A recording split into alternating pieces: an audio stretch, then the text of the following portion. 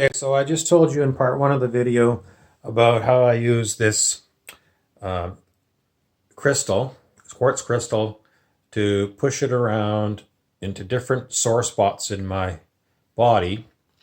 And I'm using it to, it's alchemy. It's taking bad energy and converting it into um, non toxic energy. Okay. So my friends are the Shi, and the Shi are known as fairies or fae, elves, imps, elementals, um, various other names that I don't know. But they're from, the fairy realm.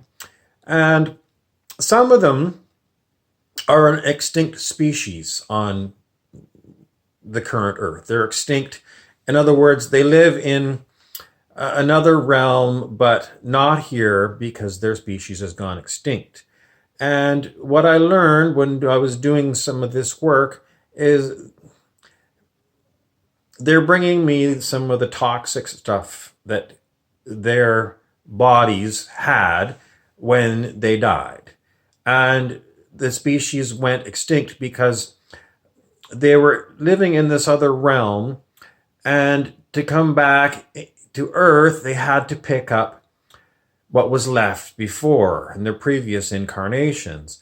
And there was so much toxic crap that they had to be picked up. None of them were willing to incarnate to take on the huge karmic load. It's karma, basically. It's bad karma. And the ones that we're talking about had so much bad karma that they just haven't come back.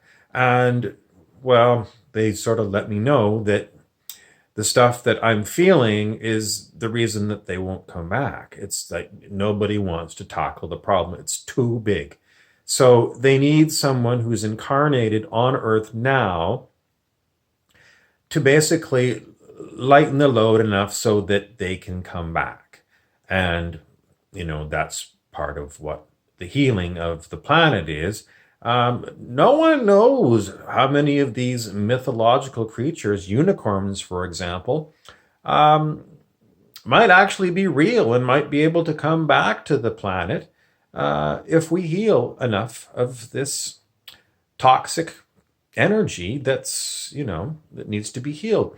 Now, people on YouTube say that we need a lot of healers. We need a lot of healers. And as I said in my previous video, it's not people that are going to start popping, big pharma drugs to heal themselves. It's doing this kind of alchemy, using your body, your different chakras to transmute this energy. So we need a lot more people because there's very few people on the planet relative to the billions and billions that are here, as far as we know, that are able to do this kind of work because they're plugged into their egos and the matrix. And, they're conditioned not to believe that this is possible. And, so as we gradually get more and more people that start to awaken, we do hope that a lot of them go into the healing arts to help heal the people that aren't awake yet.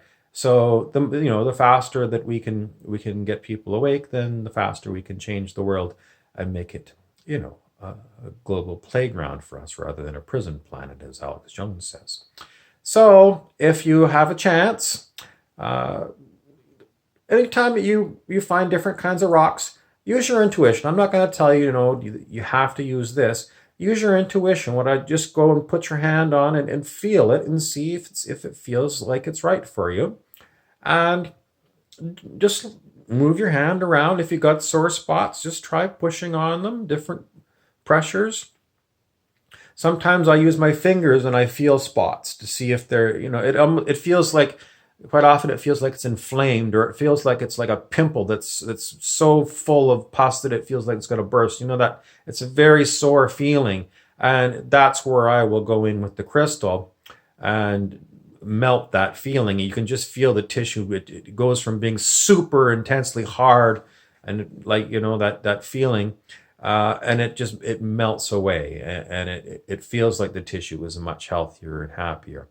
So That's what we call Choogling, and it's from the song Keep On Choogling by Creedence Clearwater Revival, CCR. I am Beasley the Wizard, Bobby Burrows, Sidhe the She, Pindar the Reptilian Draco, Rumpelstiltskin and Sippy Cup, the Firestein sisters, Mookie, Wayne, and Ian, Conehead guy, Mr. Kissinger, who sounds like Humphrey Bogart. He's got big teeth. I've got a lot of different people that like to. Well, I consider them real people. My characters, that they're, if I'm doing them, you think, well, that's my comic character. But to me, they're real beings. It's very strange. I mean, they they're real. They might as well be real. Now, some of the weird things that I've heard on the internet, somebody said that they met a real Obi-Wan Kenobi from Star Wars in a dream. So, a lot of the things that we think of as fictional, they come to the writers of these different movies and novels and things, um, and we just treat them like fiction. But, could it really be true that, that we bring life to these characters and then they take on some kind of a life of their own? No one would ever have thought that, but I'm putting it into your little noggins that it's it's very, very far out. I know it's very far out.